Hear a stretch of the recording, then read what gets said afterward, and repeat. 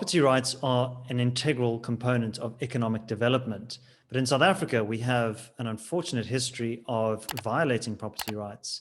Many people remain excluded from access to land. But what can be done to rectify this? Well, the government's proposed solution is a radical policy of expropriation without compensation, which would severely undermine the existing constitutional protections for property rights. This will do more harm than good. So argues Terence Corrigan, who is a project manager at the Institute of Race Relations. Terence joins me on Solutions with David Ansara. Terence, welcome to the show. Hi, David. We're glad to be here. So Terence, let's maybe start with a bit of the historical context. Could you provide some background as to what the problem is exactly in terms of access to land and access to property, and why we have why are we having this debate at the moment? Well, the sort of deep background, if you like, is that during the colonial and period, later the Union, and later the Apartheid period, so there was a great deal of dispossession of the land holdings of Black people. Some through outright conquest, later through things like forced removals, the homelands policy, and so on. This, as is the case, I think, for every nationalist movement in the world, was a source of great symbolic importance, and in depriving people of the land holdings that they'd had previously, it obviously had a very severe economic impact. So in 1994, or the transition period, South Africa was to have a land reform program. The ANC spoke about redistributing 30% of land, and there's disputes as to what exactly that meant. Within 5 years. That was simply implausible for various reasons, not least of which is the limited capacity of the state. Now, this then rested on various pillars, one of which was restitution, where you have a claim to a particular land parcel of land, and redistribution, which is essentially that part of the land reform program that would seek to make land available to people on the basis of need, for want of a better term. But this would really be for people who did not have a specific defined historical claim. Then there was also tenure reform, much of which having to do with farm labors, but not entirely. I think the important thing to understand is that South Africa entered the 1990s carrying the baggage not just of the dispossession, but also of two different systems of property holding. On the one hand, those who had been within let's say within white South Africa, had at least the prospect of holding land on a freehold basis. Now, this was initially something that only whites and I think colored people in the Western Cape, but ultimately whites, coloreds, and Indians. If you owned a house, you owned it with a title deed. For Africans, this was a lot more complicated. There were certain areas of the country, I think the Edendale Valley outside Pietermaritzburg, where freehold had been exercised, but for the most part, African people held whatever land they had access to through some sort of intermediary. So within the old white South Africa, that was often council housing through local authorities. I think it was about 1984, 1985 when Black peoples gained a sort of general legal right to buy. Now, of course, that was also constrained by the ability to do so. In the former homelands, land was generally held on a sort of what was justified as a culturally specific communal model, often mediated through traditional leaders. Their individual land holding really didn't exist. Now, this had elements of these systems have persisted. If you live in a suburb of a South African city, odds are that the property you live on is titled and held by someone. if you live in a township, it's much more mixed. RDP houses, for instance, were being made available, but often not with a title deed. You got a key, so you got the shelter, but you didn't get the ownership. And the government was it was a confused situation, but this was justified on the basis that these people would then go and sell that house to get the money, and then they're not going to have shelter. So you weren't really transferring property in that sense. In the rural parts and the former homelands, land continues to be essentially state-owned. So we have a very confused system. Part of which, and only part of which, is about the historical legacy. There's also questions of land distribution for economic benefits. Places like South Korea, Taiwan, Japan had land reform as part of an economic development strategy. This has been done half-heartedly in South Africa.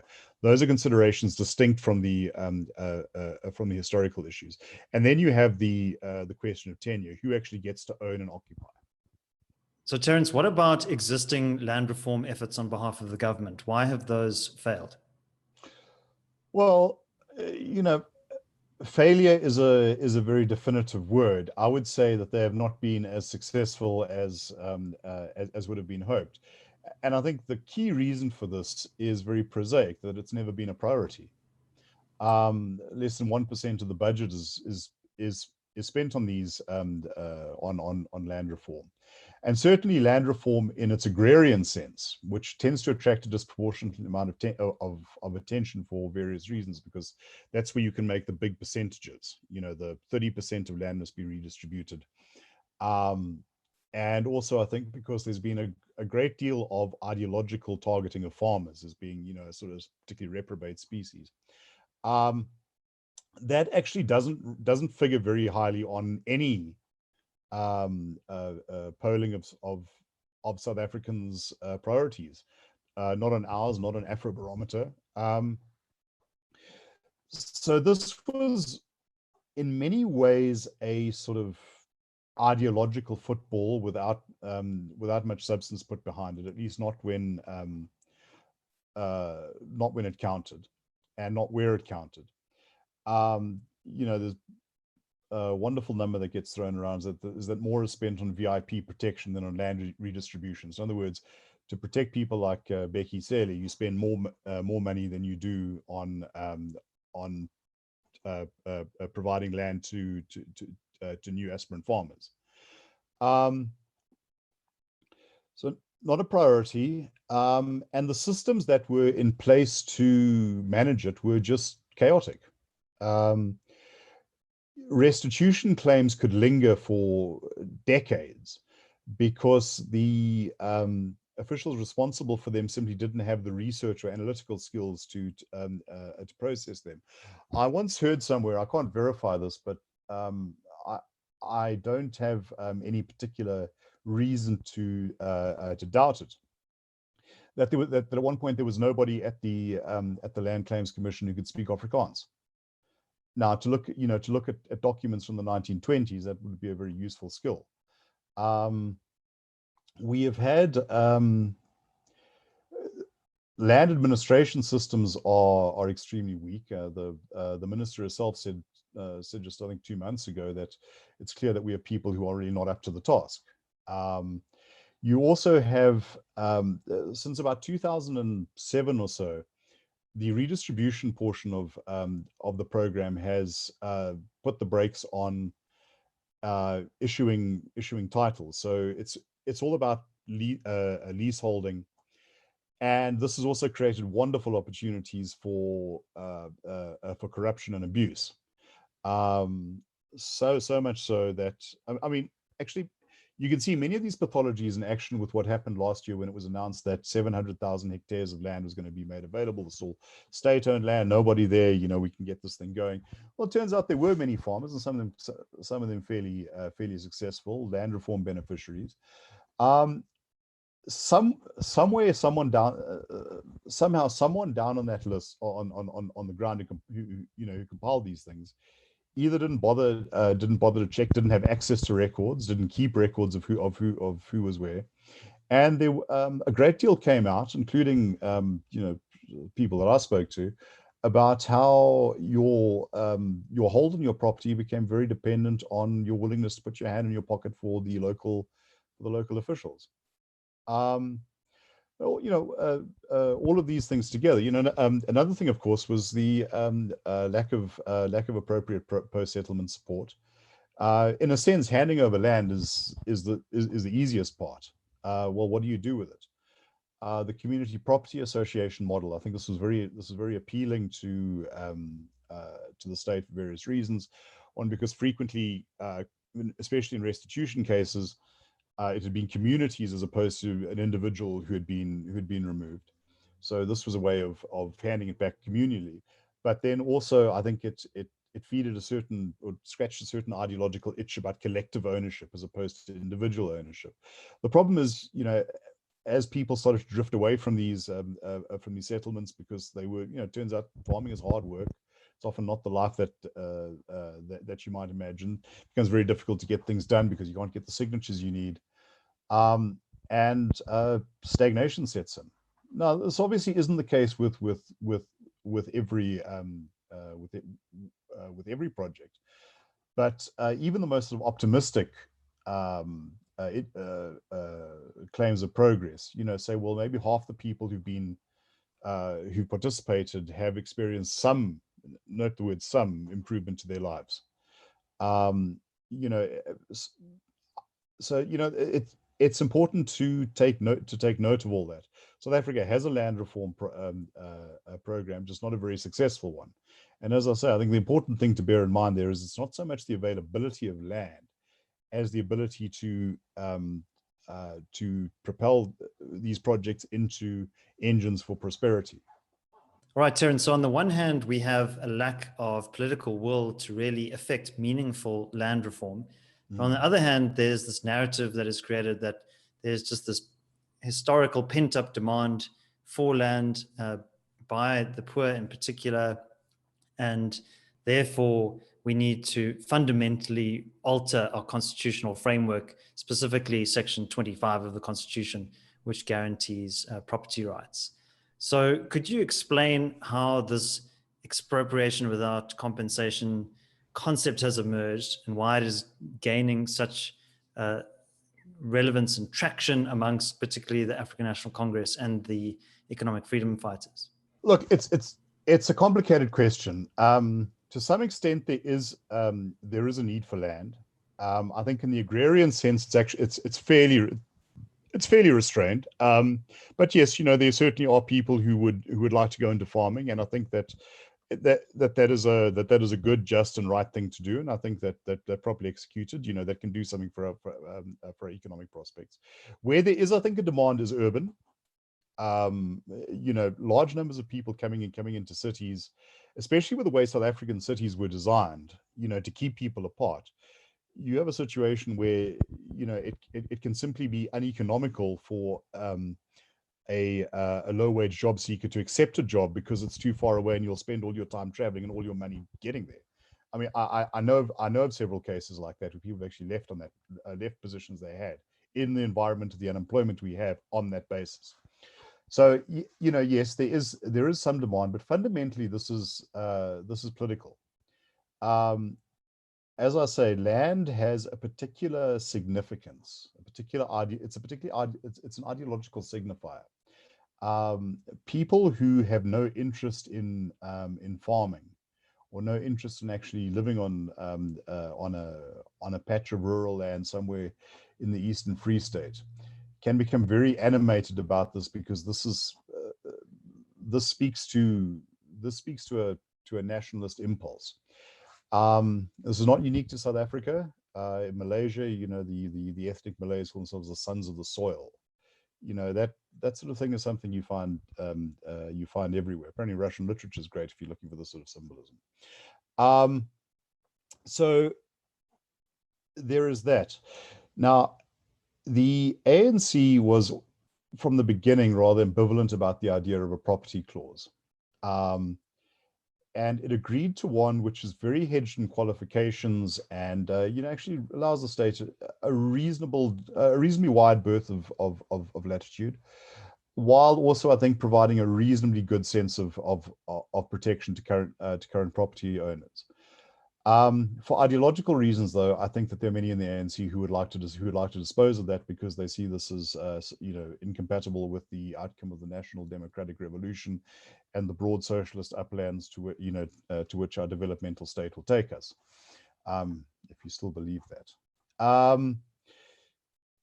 There's, from time to time, there were some interesting comments made by people, and one ANC MP referred to to Section 25 as a sunset clause, that it was going to be repealed sooner or later.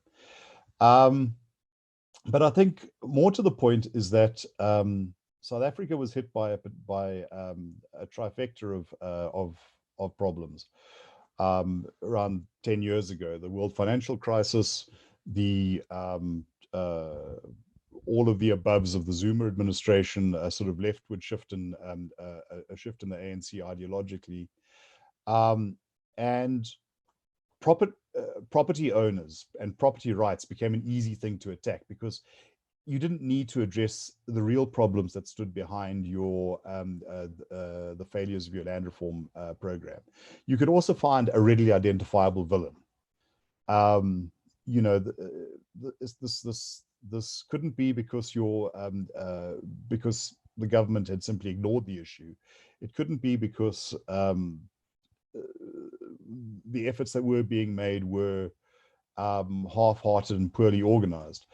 It became, I think, very easy to talk darkly about resistance to land reform, to single out farmers as a particularly problematic part of the population.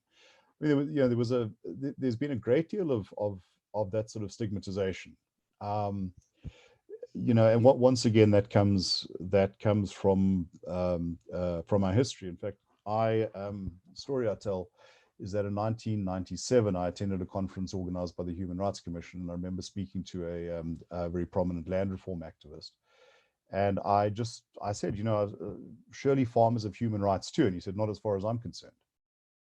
And this sort of attitude, I think went very high up. You look at former Minister of Land Affairs, Lulu Tlingwana. Her dislike for the commercial farming community was very, very palpable. I think to the point that Thabo Mbeki actually occasionally had to step in to try and mend fences. So 2017 rolls around. You have a party that is ideologically tending in that direction. You also have people who have become used to the spoils of malfeasance. Expropriation without compensation appeals to both. And yes, that is, and that also, I think, let President Ramaphosa off a big hook. You actually having to deal with a problem rather than focusing on something that could that could create a lot of political noise and shield you from real accountability there. And there are two processes happening in parallel now. So we have the ad hoc committee that is reviewing Section 25 of the Constitution, but then separate to that is the Expropriation Bill. Could you help us to understand the difference between those two processes and how they kind of dovetail together? All right. The amendment to Section 25 is the older of the two. Well, in a sense, if you're going to take the 2017 NASREC resolution as your starting point, the EFF had been pushing for this for a long time, but all of a sudden it found that the ANC was in a position where it had committed to expropriation without compensation. So the EFF introduced this motion that we have to change the constitution because it's impossible to conduct land reform with a property clause, and the state needs to be the custodian of everything. Now, the ANC kind of watered that down and said, well, let's have a commission to look at whether we need to amend the constitution. I believe that that this was probably pre-decided. Certainly what I saw of the process, there seemed to be a great deal of, it seemed to be, well, it didn't give the impression that that people were actually looking looking intently at what was being said. There seemed to be a lot of selecting of people from the audience. Literally, the chairman stood up, I like the one in the back and the lady in the red shirt, sort of thing. There didn't seem to be any translation services either, which I think was very problematic. So but be that as it may, I think it was towards the end of July 2018, President Ramaphosa went on TV and said, this is before the so-called consultation process was even finished, or the public hearings were even finished. Well, it's clear that everyone wants us to change the constitution, so we'll be going ahead and doing it. Now, that in itself would not change the would not change the way in which any kind of expropriation is being undertaken. South Africa has expropriation legislation that comes from the 70s. All countries do. But what this would do is change the rule book, specifying what the acceptable constitutional limits would be for the government to embark upon. Paired with that, and I think it came about a year later, was the Expropriation Bill. Now, this seeks to change the legislation. In other words, this is the nuts. Call this the nuts and bolts of how you do an expropriation. This was necessary in the sense that the current legislation doesn't take into account some of the constitutionally mandated specifications like public interest as opposed to public purpose. So yes, we were always going to get a new expropriation bill, but what happened with this is that it really stretched the boundaries of what the state was able to do. The definition of expropriation, for instance, is written in such a way that it mirrors a constitutional court judgment on mineral rights. Mineral rights have been vested in the state as the custodian. And what the judgment said was 2013, if I'm not mistaken, is that you can be deprived of your property, but not be eligible for compensation, since the taking of custodial control is not an act of expropriation. It's something different. It doesn't quite get into what that is. In order for it to be expropriated, the government has to actually take the item and use it itself. If, however, it's taking it away from someone, on behalf of the people of the country, you're out of luck. It also sets up a process that sort of gives the state, I would say, it weights the process in favor of the state. So you could be disputing the amount of compensation, but they can still take the property in the meanwhile, and then you get to, I don't know, carry on trying to get what you think is right. And if you can't, well, then you're out of luck. Now, so these two processes run alongside each other. The interesting thing is that when the committee, to no one's surprise, recommended amending the constitution, it was phrased in terms of, let's make explicit what is implicit. Yes, under certain conditions, it's already okay to take something without compensation. And I think that there is some truth to that. I think in certain instances, you could say just and equitable compensation for X, parcel of property may be zero. Fine. Well, this wanted to, so initially the implication was that it's just going to say, yeah, it's in some cases you can do it for no money. And the initial drafts of the constitutional amendment sort of went along with that, although they did call for legislation to define these things, which could have introduced that custodial thing by the back door. But what has happened in the last couple of weeks is that the ANC and the EFF appear to have had some sort of meeting, partial meeting of minds at least. And now the ANC is saying, well, it wants the courts largely excluded from the process, to the extent that they'll have review powers, but not no power to actually determine a compensation. So I think that will strip out a good deal of protection that that people might be able to rely on constitutionally at present. And secondly, they are proposing writing in a requirement that there must be measures taken to introduce state custodianship. land. So whereas the EFF wanted, the constitution just to say, well, land belongs to all people. The state is now the custodian. Your title deed is not particularly valid anymore. The ANC seems to say, well, we're going to specify that's what a law has to say. With a law, remember that you only need 50% or plus one of parliament. So it's a much easier thing to get through. So that is then where we stand at the moment. For people who hold property, this is not a particularly great situation, because you must also remember this is not just about land. And there's something that makes me pull what's left of my hair out when I see journalists referring to land expropriation without compensation. Land expropriation is one part of the whole property rights thing. I think land has been chosen as a kind of wedge issue because you can get emotional about it in the way that you're probably not going to get excited about company shares. But believe me, there are many more valuable things in this country than patches of dry land in the Karoo, or even productive land in Mpumalanga. And I think that that those people who said that this is all a problem for farmers, doesn't affect me, or the home loan providers who said, oh, this isn't about residential properties, may get a rude awakening in the not too distant future. Yeah, Terence, and I think it's important when people make a suggestion that the government must do something about this, the government must intervene. You must replace that word government with the politicians operating on a 5-year election cycle. And Correct, yes. yes. I think it's really important also to look at the track record of the government to say, okay, well, these are extraordinary powers that we're proposing to hand over to petty bureaucrats and low-level officials. What is the likelihood of that being abused by those officials? Well, I think given the history that we have, I think it's dead certainty. I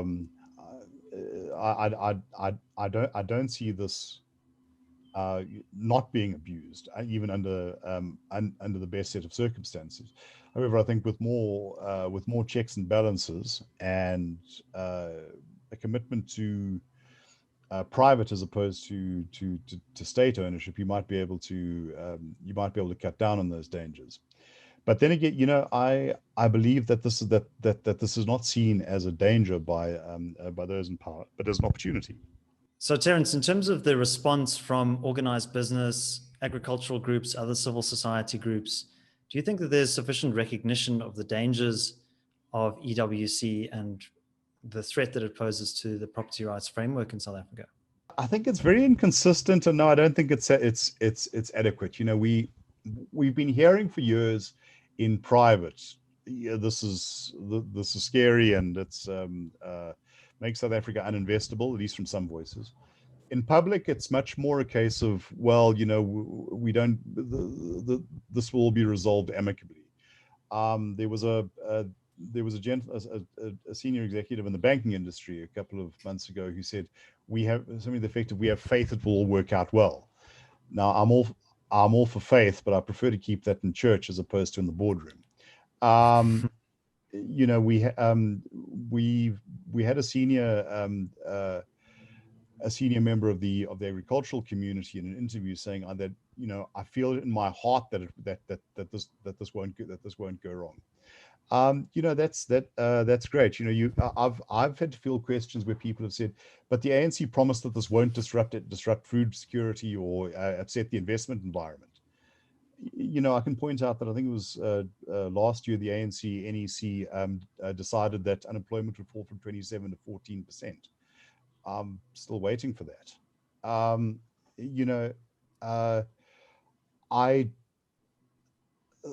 I think that there's been that, particularly since President Ramaphosa took over, there has been some suspension of critical facilities, which perhaps suggests that over the Zuma years we forgot nothing and learnt nothing. That perhaps we do not appreciate. It has been insufficiently learnt that there is a capacity and power to be misused, even by the most genial chaps on the face of the planet. So no, I mean, just as I say this, Busi Mavusa wrote a piece that was carried in News 24. I've great deal of respect for her. I think that she's shown a commendable a commendable strength, which one doesn't often see amongst business leaders. But She's from Business Leadership South Africa, the correct, business yes, lobby yes, group. yes. And she was talking about the expropriation bill, saying she's very concerned that this could affect assets other than land. um, I can point to a statement I wrote in 2018 in January that pointed out that this whole process is not going to be about land. I've said this on I don't know how many occasions.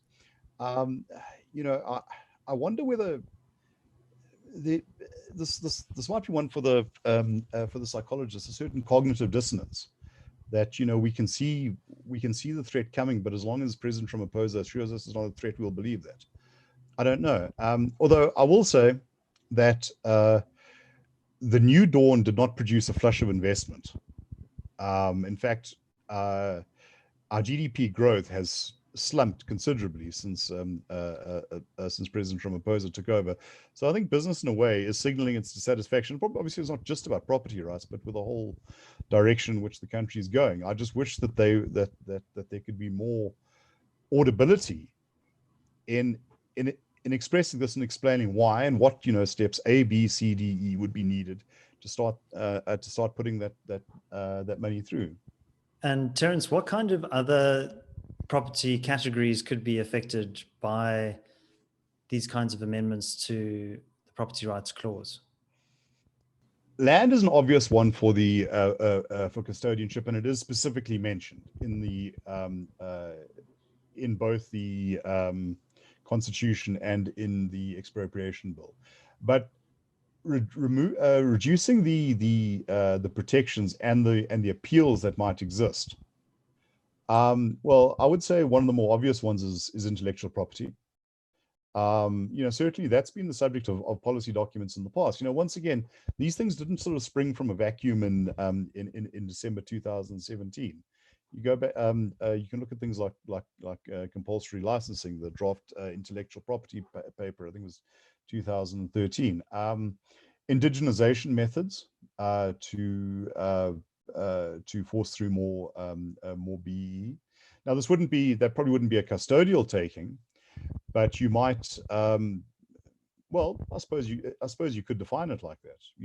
If every company has to cede 20% of its equity to the state on behalf of the people of South Africa, or perhaps, to sell discounted shares to approved empowerment partners. That would be what our colleague Anthony Jeffrey called a regulatory taking, where the state doesn't so much take the asset as creates conditions where you have to take a loss on it. The NHI, that I think presupposes almost axiomatically that there's going to be massive state intrusion in the medical industry.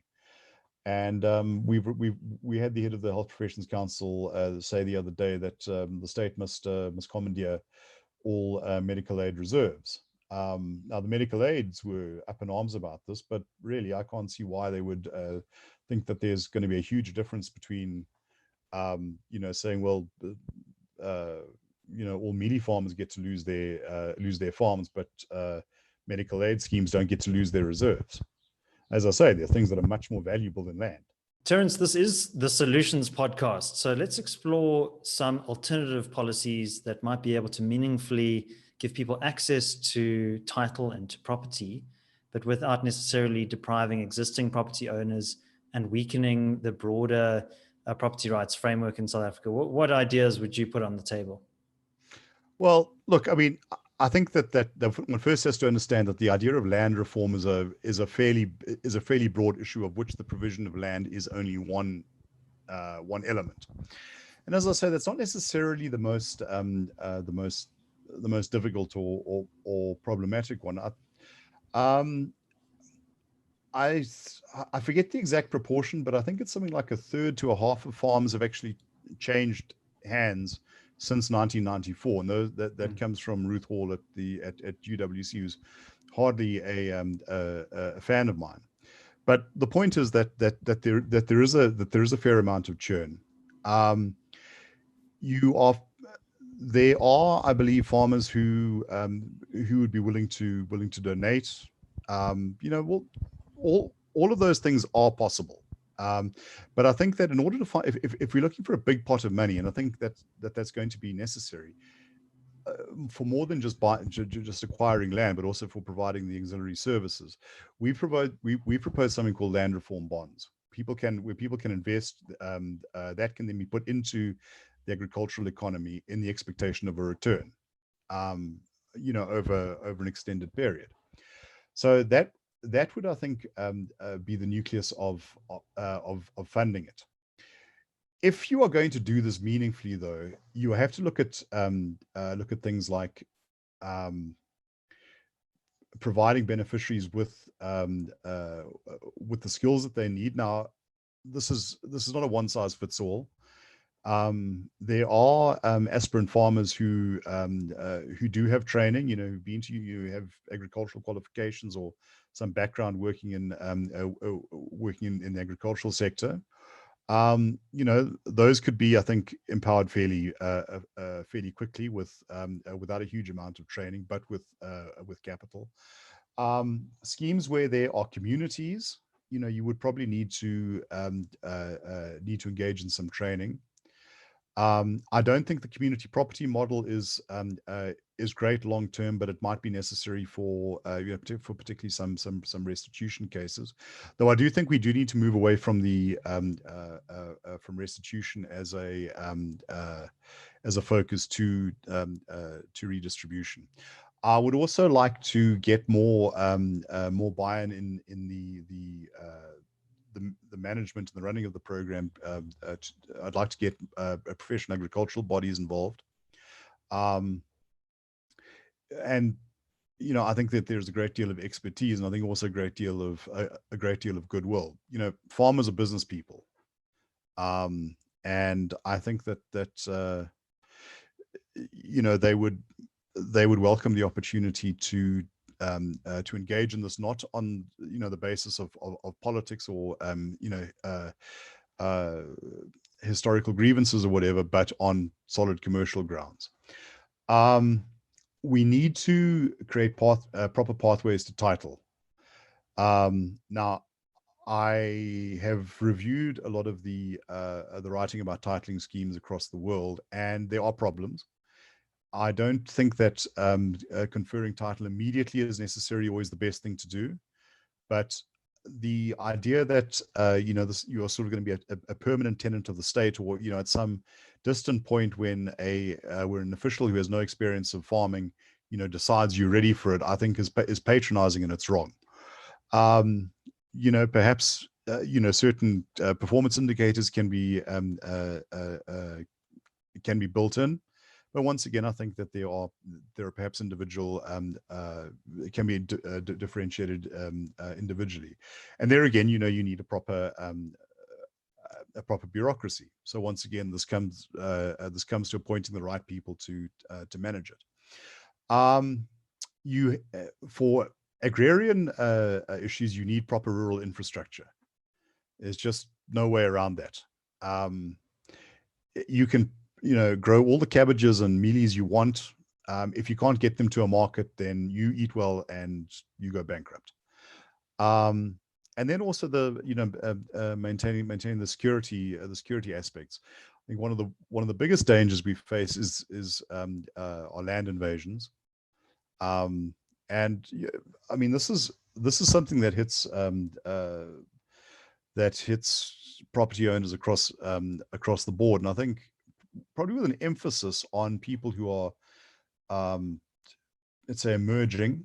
The David Rachase case, for instance, he was the guy who fought that extended court action to try and get the government to honor its commitment to sell to him. One of his problems was that his farm was invaded, but he couldn't get these people removed because he had no standing in the case. He wasn't the owner of the land, and the state just sat in its hands and did nothing. So those then are the would be a set of actions that would cover, I think, mostly the rural side of things. In urban centers, housing vouchers. I think that there is a case to be made to look at, particularly in CBDs, at abandoned buildings. I know this is a bigger problem than people imagine, where literally the landlord can't be traced. And I think that in certain instances that may be a case where you could say just and equitable compensation to this ghost figure who we can't trace is zero. I mean, I don't think that's interfering in the principle of property rights too deeply. Title as well, and a zero tolerance policy towards land invasions, since they are frequently not the actions of desperate people looking for a place in the sun, although there's an element of that. But these are often, and there's an extensive amount of research about this, often coordinated by quasi-political actors who set themselves up as kind of local power brokers. The state has to show some bottle in dealing with that. Then I think also the upgrading of informal settlements, very, very important. What is not fully appreciated is that these are often very functional communities. The living conditions may not be great, but often you have families that have and households and neighborhoods that have developed a kind of internal order. So I don't think that it's always a great idea to think, well, we must clear this place away because it's untidy or whatever, and we'll give everyone a nice RDP house. You destroy, I think, a lot of social capital. So I think where it is possible, let's rather try and build communities where they are. Taking a step back, I mean, if you look at the work of Hernando de Soto in books like The Other Path, he, I think, made a very strong case for the benefits of title for poor people who often may have assets in the form of a home, the bricks and mortar, but not necessarily are able to use that for collateral to start a business. Even, the way in which free title can empower women, for example, by enabling them to leave the home for extended periods without having to worry that somebody's going to take over their house because they've got that legal backing. Yeah, look, as I say, I'm very much in favor of title, and I greatly admire De Soto's work on this. There have been issues, with the implementation of the scheme. I think one of the problems is that you often bring in people who have very little experience of dealing in a formal legal system into that system, and they can be cheated. I think these are realities we need to wrestle with. I don't think they're insurmountable. And I think that more than whether you can use it for collateral, it's the idea that someone can't take it away from you. And I think that is all too often the problem in a situation like South Africa, where you have an often very venal state, and you have sort of hired muscle that one way or the other you can lose everything very, very quickly. As